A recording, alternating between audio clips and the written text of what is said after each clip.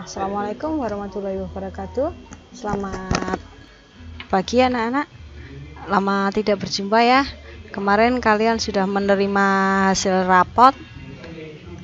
Bagi yang belum mengumpulkan tugas, nilainya masih jelek.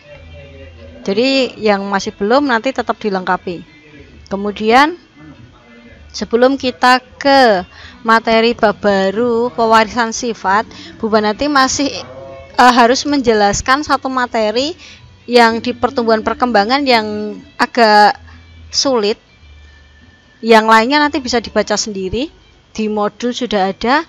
Yang sulit aja yang tak jelaskan. Kemudian minggu depan kita ulangan, minggu depannya kita sudah ke pewarisan sifat. Bu Banati hanya menjelaskan satu materi aja, yaitu pembuahan ganda, yaitu di pembuahan ganda. Bu Banati menjelaskan di pembuahan ganda. Ini kita lihat di sana. Ini bagian ini ada di dasar buah. Jadi pada bunga ini di bakal biji ini jika dilihat dengan alat itu nanti bagiannya seperti ini. Di sana ada sel telur atau ovum. Ini ovumnya. Kemudian ini dua sel yang berada di sisi telur namanya sinergit. Kemudian ini inti kandung lembaga sekunder di tengah. Kemudian 3 di pinggir sana antipoda. Untuk membedakan mana antipoda, mana sinergit, kita lihat di sini ini ada mikrofil atau lubang tempat masuknya serbuk sari sel kelamin jantan untuk membuahi sel telur. Ini mikrofil. Jadi kalau gambar ini Bu Banati balik, maka sel telurnya juga di atas. Jadi patokane mana yang sel telur itu kamu lihat ini. Mikrofilnya, lubang tempat masuknya sel kelamin. Di sini sel kelamin jantan begitu ada penyerbuan. Penyerbuan itu kan benang sari jatuh di kepala putik. Ini buluh itu putik yang akan menuju ke dasar bunga. Ini kan putik. Kemudian jika ada serbuk sari jatuh di kepala putik, ini adalah penyerbuan. Maka serbuk sari tadi, sel kelamin jantan akan turun ke bawah untuk mencari telur. Nah, nanti ketemunya ini. Ini dia akan membelah menjadi 3, yaitu inti vegetatif yang paling depan, inti generatif 1 di belakangnya, inti generatif 2 di belakangnya. Jadi dia akan membelah menjadi 3 inti. Inti vegetatif, inti generatif 1, inti generatif 2. Bu Banati ulang. Saat terjadi proses penyerbuan, benang sari jatuh di kepala putik, maka benang sari, serbuk sari akan membelah menjadi 3 inti. Dia akan turun ke bawah menjadi inti vegetatif, generatif 1, generatif 2. Dia akan membelah menjadi inti generatif 1, inti generatif 2. Kemudian inti vegetatif, dia steril. Dia tidak bisa membuahi sel manapun. Dia akan melebur atau menghilang.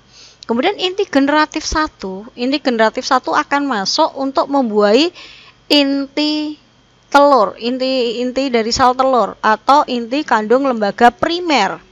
Dia akan membuahi telur menjadi zigot. Tak ulang. Inti generatif 1 akan membuahi telur menjadi zigot. Kemudian inti generatif 2 akan masuk, kemudian dia akan membuahi inti kandung lembaga sekunder. Akan menjadi endosperm atau cadangan makanan.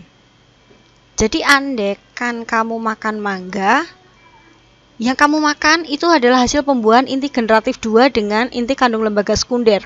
Dia adalah cadangan makanan. Kemudian bijinya, biji mangga itu hasil pembuahan inti generatif 1 dengan sel telur. Kita lihat gambarnya.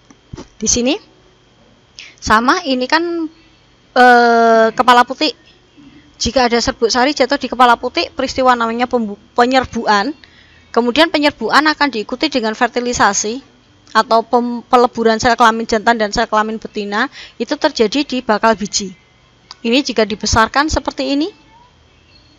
Nih, kemudian ini mikrofilnya, ini sel telur, yang tengah sel telur, kemudian pendampingnya adalah sel sinergit.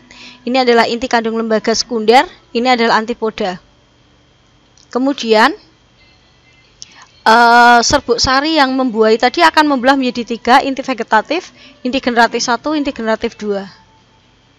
Begitu, pembuahan sel telur oleh inti sel generatif 1 akan menjadi biji atau zigot yang nanti akan jadi biji.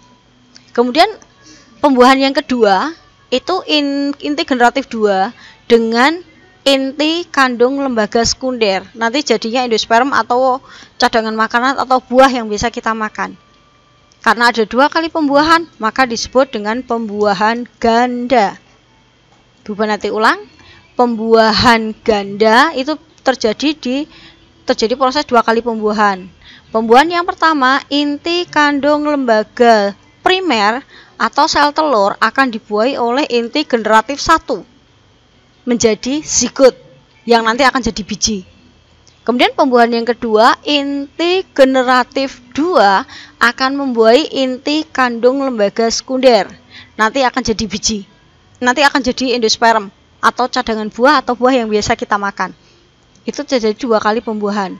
Pembuahan ganda hanya terjadi pada tumbuhan Angiospermae atau tumbuhan berbiji tertutup. Kalau tumbuhan Gymnospermae atau tumbuhan berbiji terbuka, pembuahannya tunggal. Dia hanya 1, yaitu inti generatif dengan sel telur aja menjadi zigot. Karena dia tidak punya biji, sehingga tidak ada pembuahan kedua. Pembuahan ganda terjadi pada Gymnospermae. Pembuahan tunggal terjadi pada Gymnospermae. Contohnya cemara, melinjo, damar, pakis haji. Cemara, damar, melinjo, pakis haji, pinus. Itu contoh dari pembuahan tunggal. Hanya terjadi 1 kali pembuahan, inti generatif 1 dengan inti kandung lembaga primer atau sel telur. Sedangkan pembuahan ganda terjadi pada Angiospermae, tumbuhan berbiji tertutup. Ada monokotil, ada dikotil. Itu terjadi 2 kali pembuahan. Pembuahan yang pertama, inti generatif 1 membuahi sel telur membentuk zigot, embrio, kemudian jadi biji. Pembuahan yang kedua, inti generatif 2 dengan inti kandung lembaga sekunder menjadi endosperm atau cadangan makanan. Oke ya, itu bab kemarin yang Bu Banati belum sempat jelaskan dan itu agak sulit dipahami. Kemudian minggu depan kita ulangan dulu, ulangan pertumbuhan dan perkembangan tumbuhan. Yang lain dibaca sendiri di modul udah lengkap, apa itu penyerbuan, kemudian anemogami dan seterusnya. Minggu depan ulangan dulu, kemudian minggu depannya baru kita menginjak ke pewarisan sifat. Begitu ya. Oke, materi hari ini cukup sekian. Assalamualaikum.